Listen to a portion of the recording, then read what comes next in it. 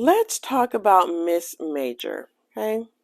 Miss Major is a black transgender activist who has fought for over 50 years for her transgender nonconforming community.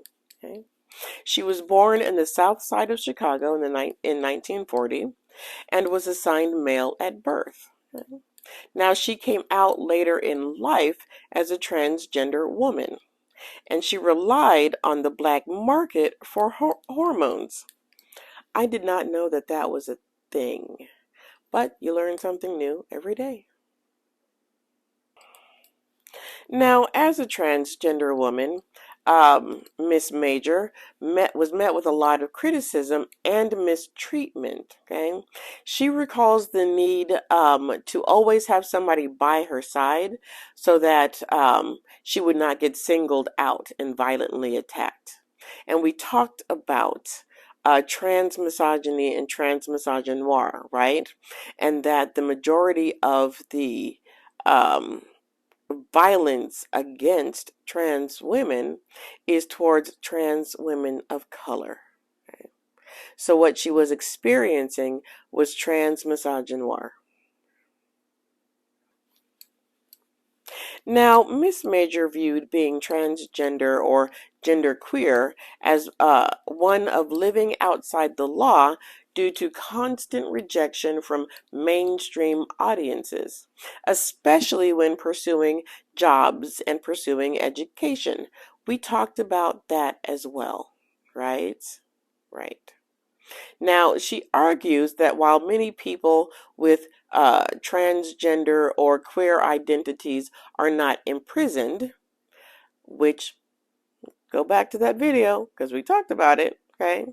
But she's saying that while not many are imprisoned, their identities and means of expression are policed through social behavior and state policies.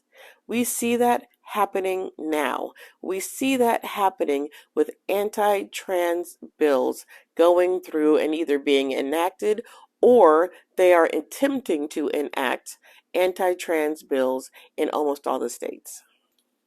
Speaking about pursuing education, Miss Major had been kicked out of 2 colleges for being transgender. Okay? After being kicked out of those colleges, she moved to New York, only to be met with transphobia from within the community. Because at the time, most gay bars would not allow trans individuals into the bar. But you know black women. Y'all know black women. We make a way, okay? Miss Major established herself within the LGBTQ community. Where? Can you guess? If you guessed Stonewall Inn, you are correct. Yep. She made friends. She made acquaintances. She made a home at Stonewall Inn. And yes, she was there the night that the Stonewall Inn was raided. She was there the night of the Stonewall Inn riots. Okay? She, just like Stormy, remember we talked about Stormy, she was also hit in the head by a police officer and then arrested. Now, Miss Major became a trans activist when she learned how many young trans women were being murdered, yet there was no response from the world. So she moves to California in 1978 and organizes a community grassroots movement. She started by working at local food banks. Okay.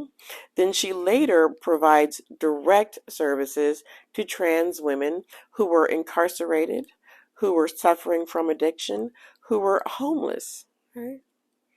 Please refer back to our video on trans misogyny and trans misogynoir. Okay.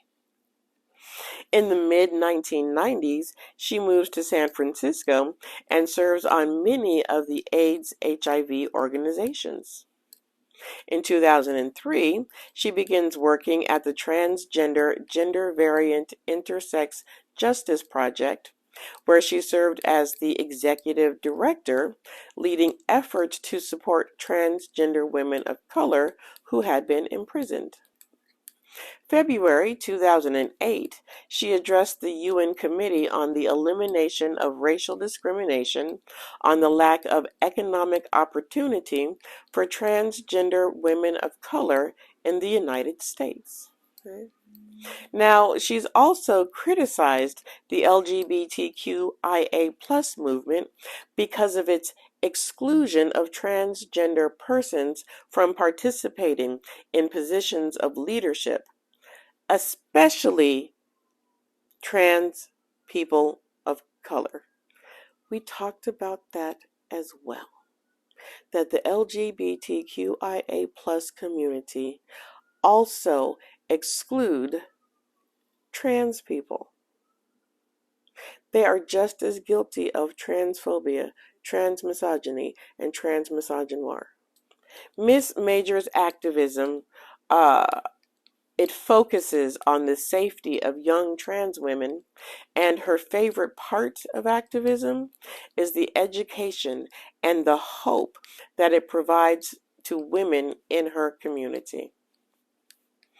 At the age of 82 years old, she still works to bring attention to the intersectionality of poverty, race, and gender in situations related to incarceration, employment, and mental and physical health. And she has a book that is coming out. It's about her life's activism. It's coming out later this year. 82 years old. And she's still working.